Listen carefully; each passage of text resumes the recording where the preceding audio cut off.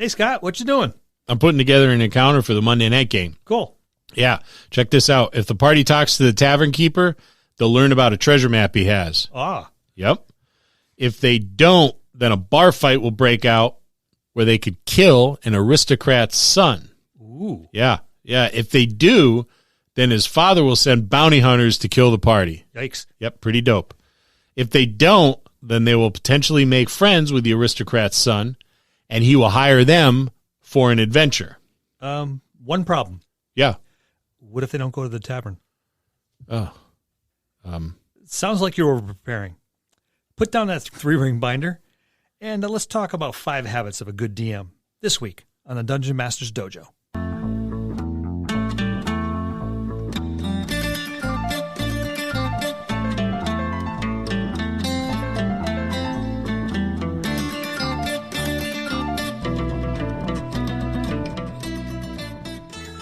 Greetings and salutations, fellow DMs, GMs, referees, judges, game operation directors, and all other varieties of storyteller. I am Lou, and these are your Dungeon Masters. I'm Scott. And I'm Bill. Welcome back to the dojo. How's everything going, guys? Great. I'm on my second drink. Coincidentally, so am I. Me too. It's almost like we make them at the same time. So, there's some universal habits of a good DM, wouldn't you agree? Absolutely, without a doubt. Why don't you lead us into those? Okay. I think Bill will agree with me when I say this, but preparation is very important. I don't know. Let me check my notes. But not too much, right? You can over-prepare. So it's kind of a fine line. You know, you're walking the tightrope. Yeah, absolutely. The format you and I use a lot is an outline, bullet points. Yeah. Set your scenario and your encounters up on bullet points, a few details here and there. More often than not, that's all we need to trigger everything else that we have already stored in what I call the dusty Rolodex of a brain. You're not locked into the dialogue that you have printed out before you. Yeah, those boxes. You know, remember the old modules? And I don't know if they still do that, but they have the dialogue boxes where you read that. It's like a pick your path adventure book, which were great, but 3 gold, please.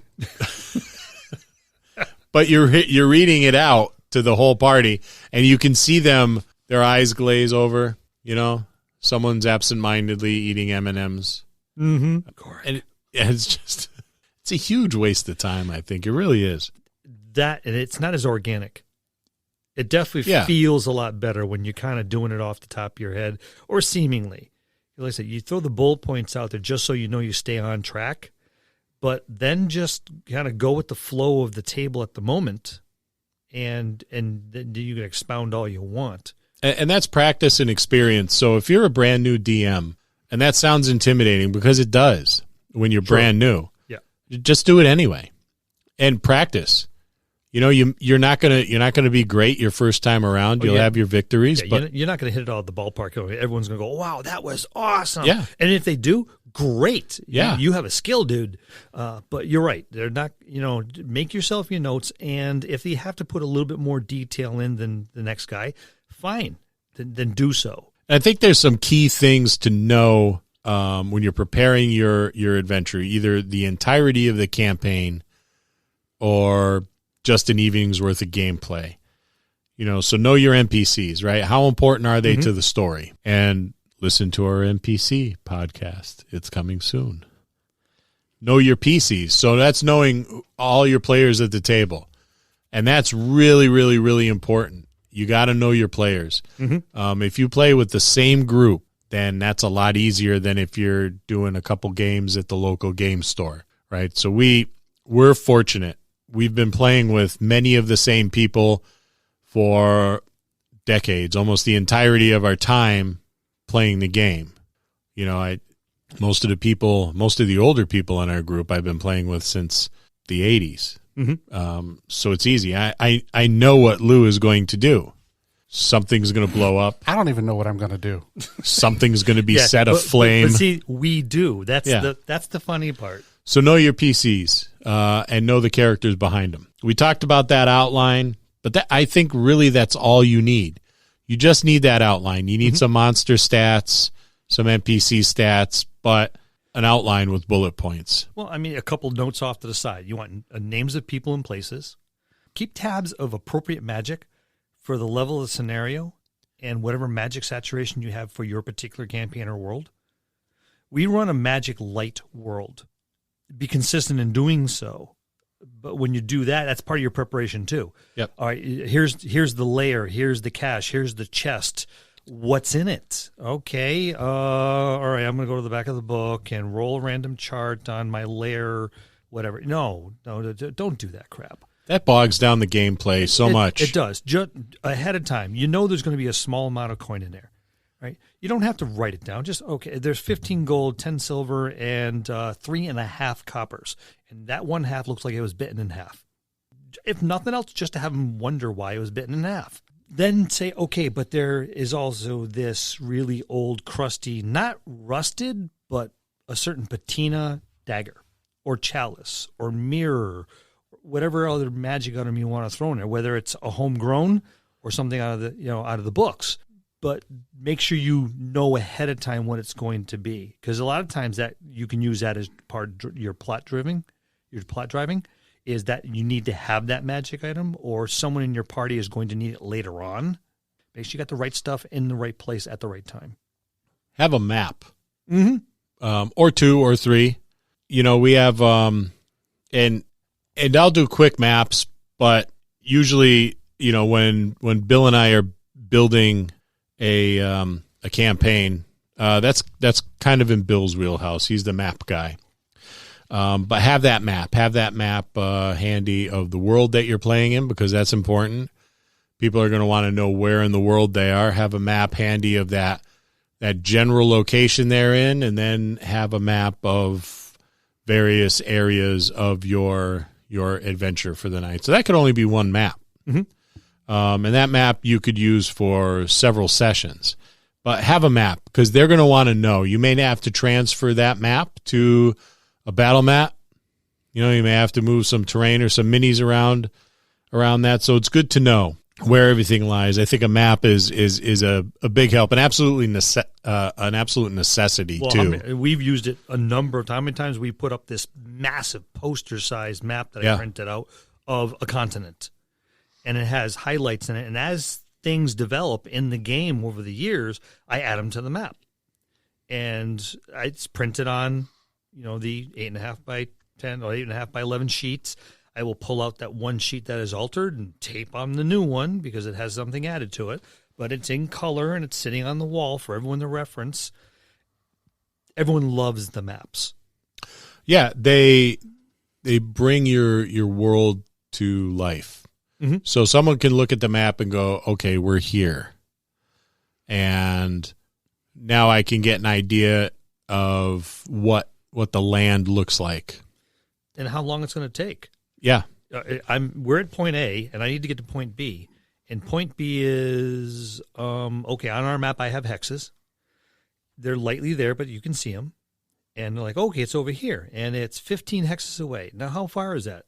It's 50 miles per hex. That's roughly 4 days travel per hex. That's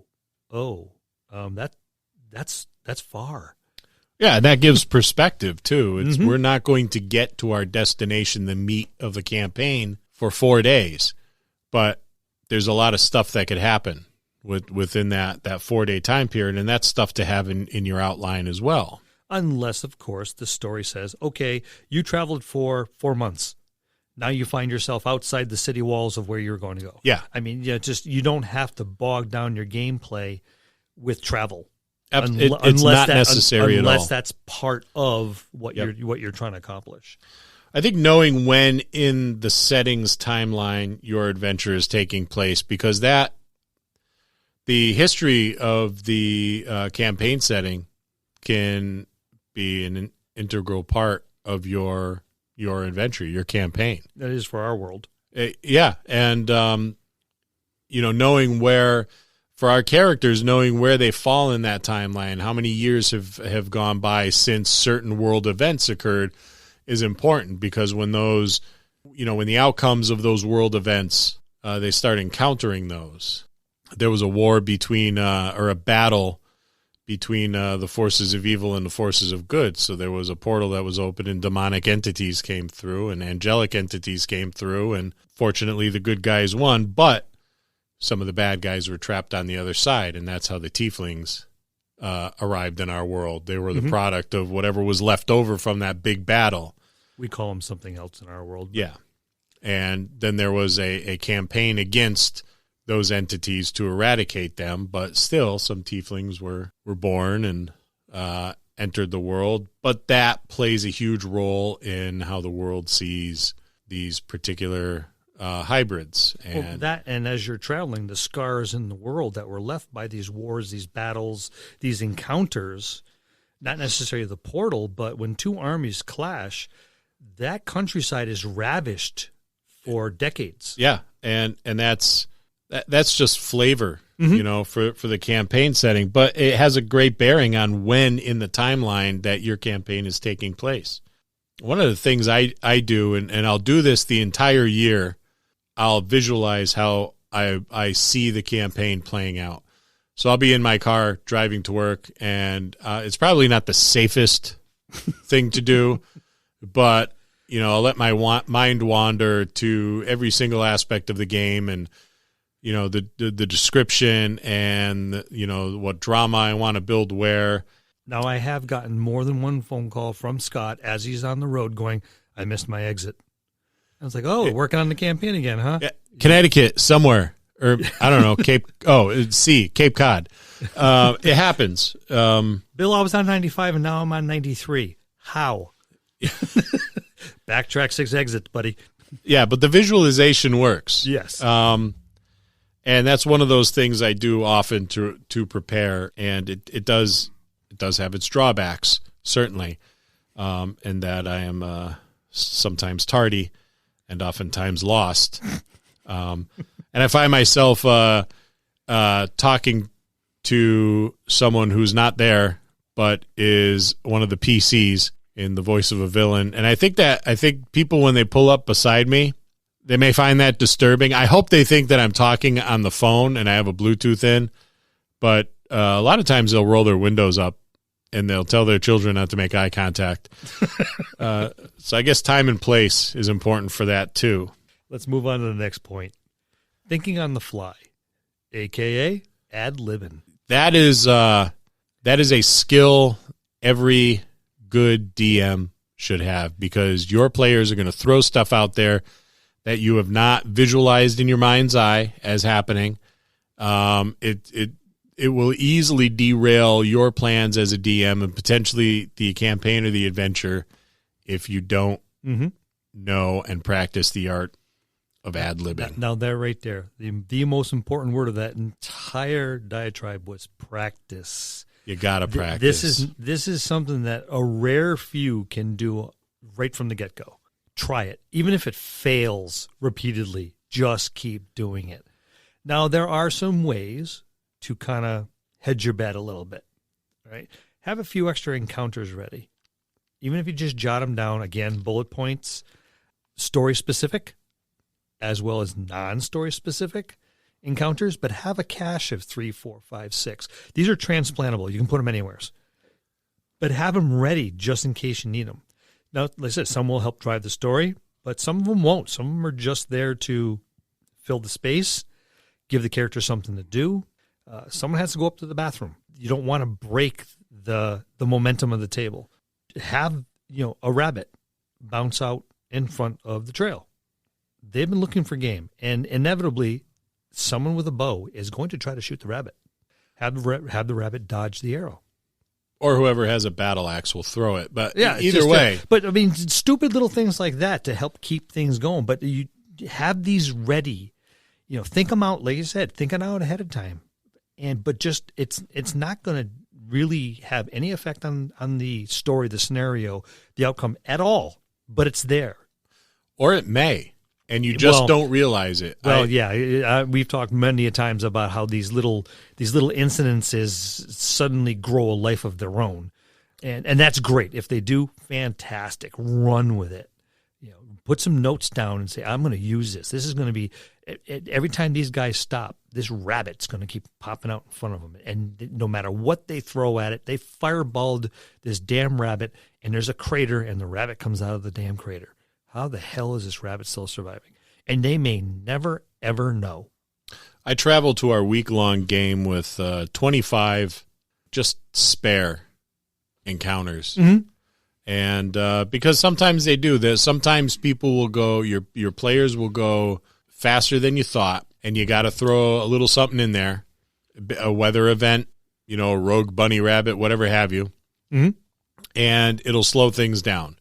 Or it's a good space filler if someone's going out and paying the pizza guy. Because the worst thing you can ever do in a game is slow momentum down. Especially if everyone's like in the zone and cranking. And the bell rings and you look over and go, hey, go get that. Because this particular player doesn't have anything going at the moment. Maybe they're unconscious. Maybe they've gone off to do some hunting. They've separated themselves from the group temporarily. Hey, here's $20. Go pay the pizza guy. And he goes take care of it. But meanwhile, you've got this thing going. And if you have to pause long enough for this one particular point, that's a good time to throw one of these little micro encounters in, minor monsters, happenstance. Gee, I'm listening to the woods. Do I hear anything? You hear cracking wood. I hear cracking wood? Yes. Sounds like, maybe the splintering of wood, as if something really heavy is just cracking something over its knee. And I'm going to look around. What do I see? You see a tree falling. I do? Yes. Right at you. I'm diving out of the way. Okay, it crashes to the ground. What pushed it over? Nothing. It was old and rotted, and by the way, it did make a sound. I think one of the other things with thinking on the fly, the dice can be very, very helpful with that. Let them inspire the description of the outcome. I love critical misses and critical hits. Now, we have a table that we use on occasion.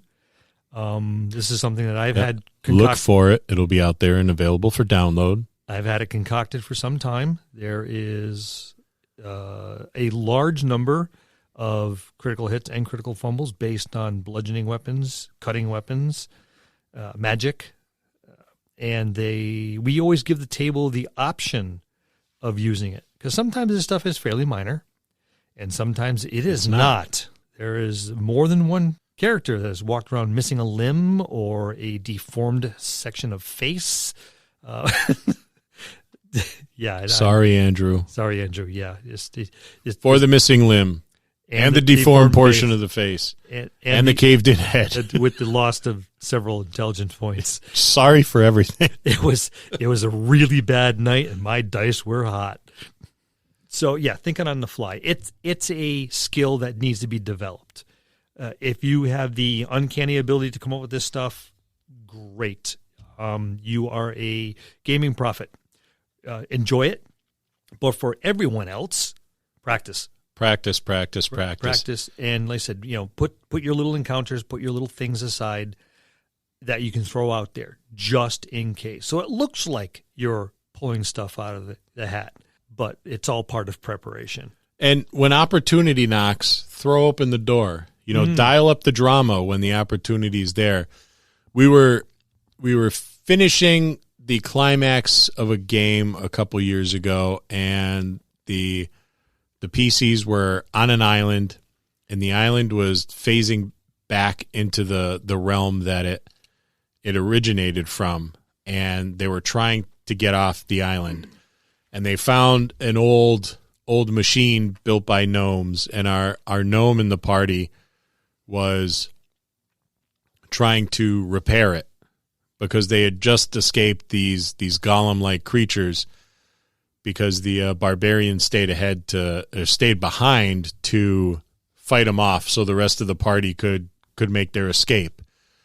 Meanwhile, the fighter cleric is battling it out with a beholder, and our librarian, who's a little on the roguey side, was assisting the gnome in his repairs and was also dragging the severely wounded into the vessel. So there was this peak of drama that was hitting, and as things are going really, really bad for the fighter cleric, the barbarian bursts on scene, covered in blood, ripped to shreds, 10 hit points left, and he enters into the fray, and the cleric ends up blowing him up. Not the barbarian, but the beholder. Mangling both of them very, very, very badly. So we had them limping back with 1 and 2 hit points each, and the gnome is fortunately got the machine working, but he was down to a couple hit points himself, and they made their grand escape, only to meet an awaiting contingent of more bad guys on the beach as they were rushing towards the vessel that was going to get them off the island in its entirety. So build that drama up. There was tension. People were watching the dice rolls like they were about to lose their mortgage, at the casino. Take those opportunities. Those are good opportunities. Don't let them be wasted. And practice. Don't expect you're going to be awesome at it the first go around. If you are, great. If not, no big deal. Practice makes perfect. Dramatic pause. All right, so the next point, getting your players' input. And this is not necessarily during the game. What I like to do is I'll converse with my players before the game starts and after the game, and I'll listen to them. And hey, did you have a good time? More often than not, they're going to come right out and say, listen, this part was cool, that part was cool, this seemed a little slow. They will just start spilling their guts about what they liked and disliked during the gameplay. And that's feedback. That's really, really good feedback. And that's how you improve. Right. You don't have to necessarily sit there and with a pencil and paper going, oh, could you repeat that one more time? Or how'd you spell that? Listen to what they're saying. Get the gist of it. You don't need it word for word. What worked, what didn't work, and go with that. And I will talk to a couple of players as the session ended, and then I'll talk to a couple of different players the next week before it starts, because that's the important part right there. What did they remember? What was so fantastic or bad that they remembered it all the way to the next week where they wanted to pick up or avoid where they left off? While they're playing a character. They're not necessarily analyzing what they're doing. They're doing what their character does. But the player is going to tell you, my character liked this. I liked this. My character was pissed off at that person. It really liked this. This encounter was great. Oh, why the hell did you throw that? That was stupid. Take that information, because that's going to be very, very valuable for you from your player's input point. And really, Bill, you're just not going to get better if you don't talk to your players. No, it's just not going to happen. All it is a narrative, and they don't want a narrative. They want a story. Yeah, they want a game. Yeah. They want to add to that narrative themselves. Mm-hmm. And your session 0 is, I think, the foundation of this dialogue. You start off with that session 0. What are you looking for? What do you like? What's off limits? This is a social contract we're building here with everybody at the gaming table. And then you have that foundation so you can go back and talk to them. I have never, ever, ever been at a gaming table where people don't show up early or stay a little late. Oh, yeah. And that's a perfect opportunity to shoot the breeze. And more often than not, there's certain people that show up early and there's certain people that stays late. And it's not always the same people. Right. And that's the perfect opportunity to get that player input on what they liked, what their character liked, what they want to see more of. Ask them that. You can even bait them. You can bait them into it. Hey, do you like those monsters? Home brewed. Were they tough enough for you, or just a candy ass wimp? You'll hear all about your monsters. Yeah. And when we go away, Bill and I will sit down and have a few drinks while all the players go and play board games or just sit around and shoot the breeze. and we hear them talk about what they liked. So it's like, okay, well, I know this guy likes a lot of action. This guy likes his backstory to be brought in. This one really likes the role play aspect of it. He feeds into the story. So, just even through casual listening, dropping eaves, if you will, that what your players really like. But you don't often have to do that because gamers will tell you what they like. Oh, they'll come right out. Yeah. Yeah. But there are some things they will say to each other that they may not say in front of you. Right. And like I said, the two of us, this is a tactic we've used a lot. We'll just kind of sit at the bar and quietly look at each other, and we know just from a glance, what we're doing. This is a tactic we use often, and we know when to use it, and we'll just kind of look at each other and take a glass raise and just kind of do a quick little nod over to the table there, and we'll sit there and quietly have a soft conversation. And they assume because we're old that we're deaf, and my hearing is actually quite good. We just have selective hearing. What? Yeah. No, really. Mine's not that good. I'm actually buy into those backstories too. Mm-hmm. Those backstories that you get from your players, however long or short they are. That's player input too. This is where I came from. This is where I hope to be. And this is the direction I'm building towards. It's a fantastic resource, and it's from the player themselves. And as they're writing it by themselves, that's the core of their essence. That's everything. That's their whole character, is that backstory. And the nice long ones, which most of our group have a tendency to write nearly a book, there's a lot of stuff packed in there, and you look for the stuff that's repeated in that backstory, and that's when you know that's a point that they're trying to drive. Grab it, run with it, throw it at them, drive some nails through it so it sticks, and huck it at them like crazy, and they will love it. And it is Tuesday night, and Tuesday night is Jello night at Shady Pines, and that happens to be Bill's favorite night of the week is Green Jello night. So let's give Bill an opportunity to go have a little dish of green Jello, and we'll get back to you as soon as we can. Lemon lime.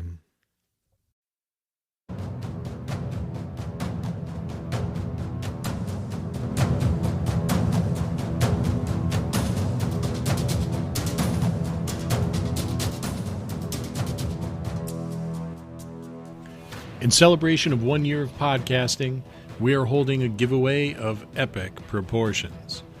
Everything you need to get started running games. 4 dice trays, 12 complete sets of dice, 4 Crown Royal bags, the D&D Essentials Kit, the D&D Starter Kit, Horde of the Dragon Queen D&D Adventure, the Young Adventurers Collection, Nerdarchy's Out-of-the-Box Encounters, Brass and Steel Steampunk Tabletop RPG, OSR Greats, The Rat Hack, Into the Odd, and White Box Fantastic Medieval Adventure Game. But that's not all. The Curse of Strahd Revamped is included as well. This complete list goes to one lucky winner in the U.S. Here's how to enter. Head on over to Apple Podcasts or Podchaser and leave a review. Leave a comment as well. Then, go to our Facebook page and like it. Finally, stop by our webpage, thedungeonmastersdojo.com/about, and leave us a message. Once we hit 500 on each, we will draw a winner. You must do all 3 to qualify. We'll see you next time in the dojo.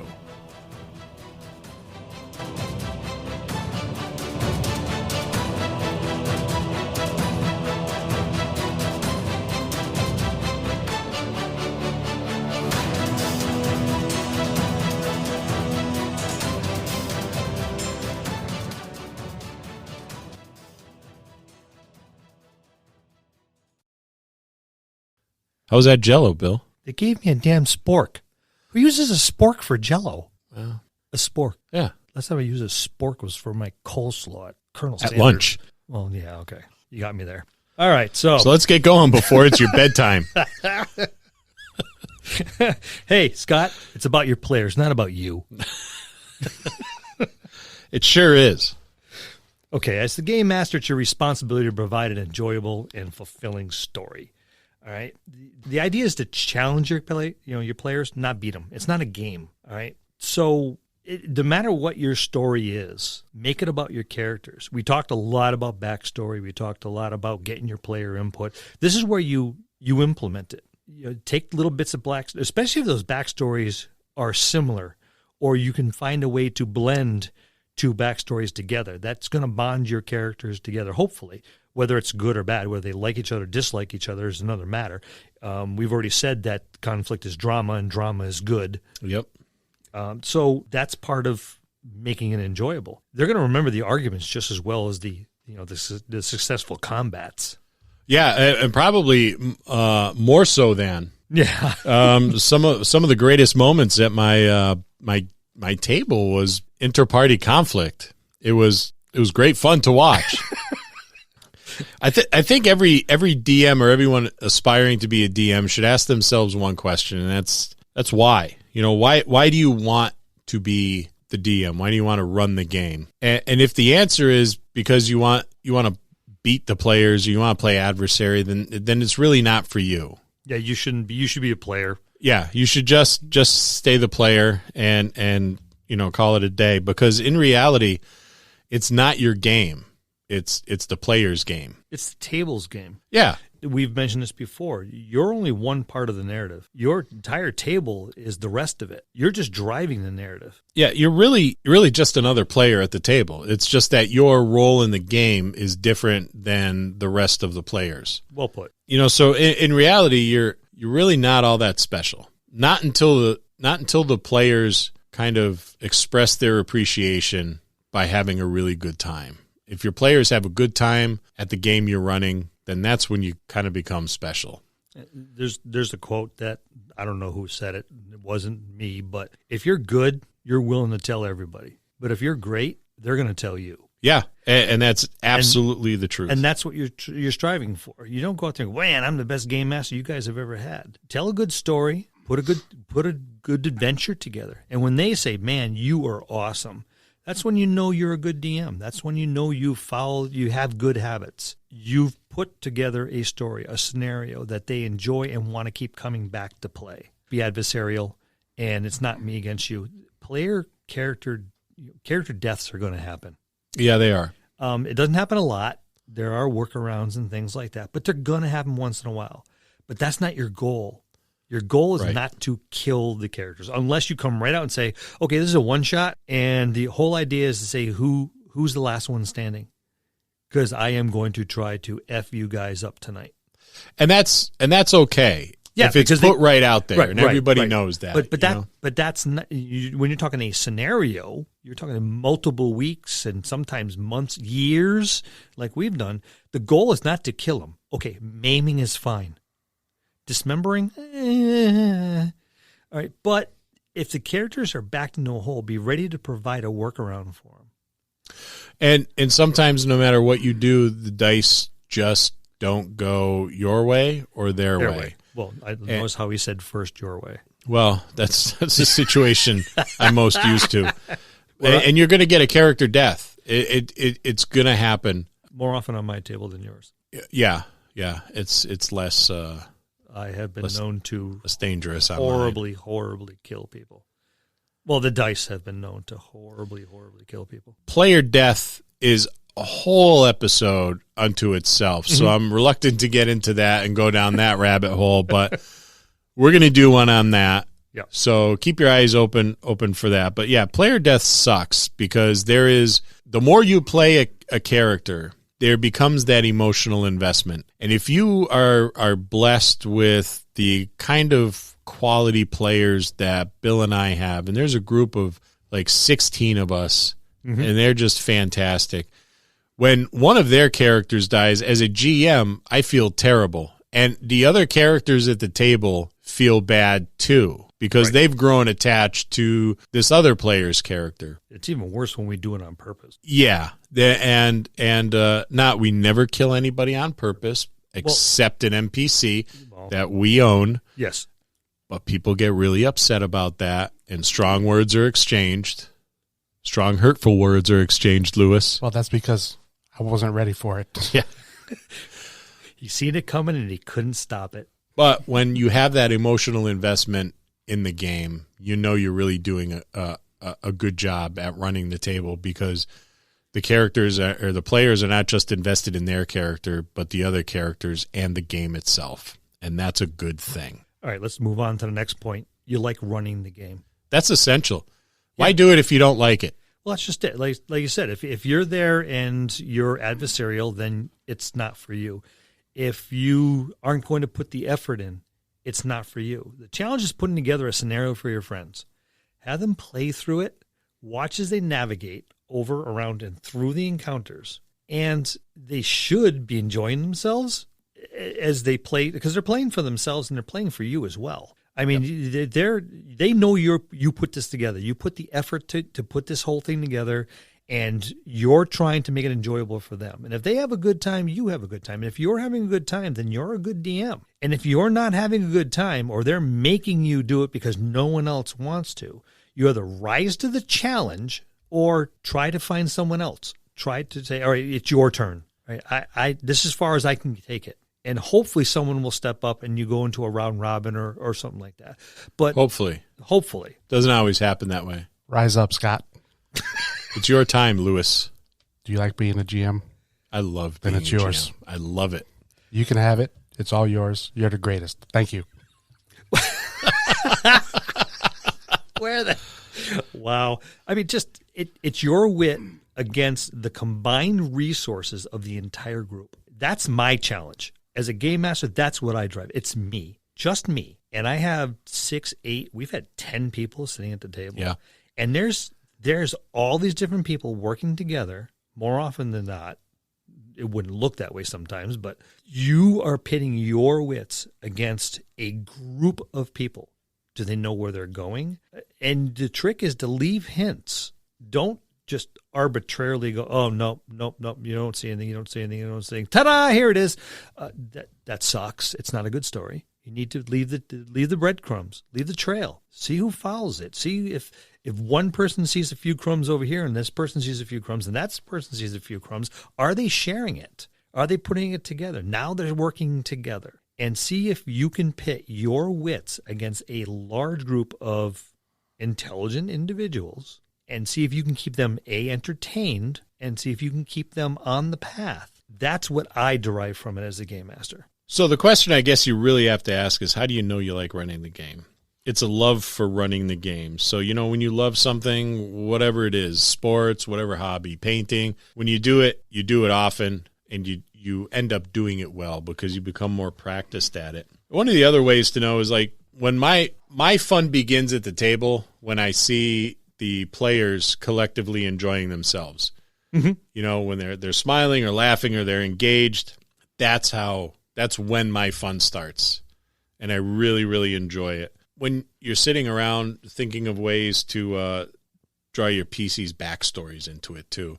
A lot of times I'll do that, and sometimes my mind will wander away from a conversation I'm having with my significant other.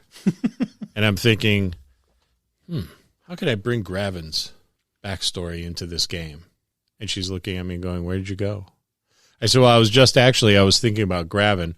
And who's Gravin? Well, Gravin's the gnome gunslinger that we have in our lawn game every year in February. I mentioned him before, right? Remember we bought that set of dice, and she's like, never mind. Just let me know when you're back. He's geeking out. Yeah. But when you think of those things a lot, and you're really, really into running the game, that's when you're probably the best personality for being a DM or a GM. It doesn't even have to be Dungeons and Dragons. It could be any other game. Yeah, any other game where you spend time. I don't know how many times my wife has come downstairs, and I have a couple tracks that I play when I'm writing, or I'm building monsters, or I'm map building. And she'll come downstairs and she'll hear these tracks going, and she'll be talking to me. I hear nothing, and she'll just shake her head. And if she came down with dinner, or all of a sudden I'll look over and there'll be a plate next to me. I'm like, oh shit. But we've been together for 30 plus years. She knows now. She knows if she hears that music, and especially if I have the headphones on, she will just come down, and I'll just all of a sudden a beer will magically appear next to me. The beer fairy visited me, and left a beer. See, that's how you stay married to the same person for 30. I've been married just as long as Bill has, if you count all of my marriages. But I don't get basement beers while I'm writing dungeons. There's nothing better than basement beer while you're building NPCs and monsters. Let me tell you, dude. Okay, so in conclusion, you get to be the storyteller, the narrator, the people, the beasts, the monsters, the wind and stars, the ground beneath the character's feet. Embrace the position you find yourself in at the head of the table. Bring your story to life and enjoy as the players bring their characters to life. And when that happens, you know you're a good DM. And those are 5 habits of a good GM. That's going to conclude this episode. Thanks for tuning in and listening. Please subscribe to the podcast for more great content. If you'd like to hear a particular topic, you can reach us on Facebook at the Dungeon Masters Dojo, or you can drop us an email at thedungeonmastersdojo@gmail.com. Thank you, and have a good day.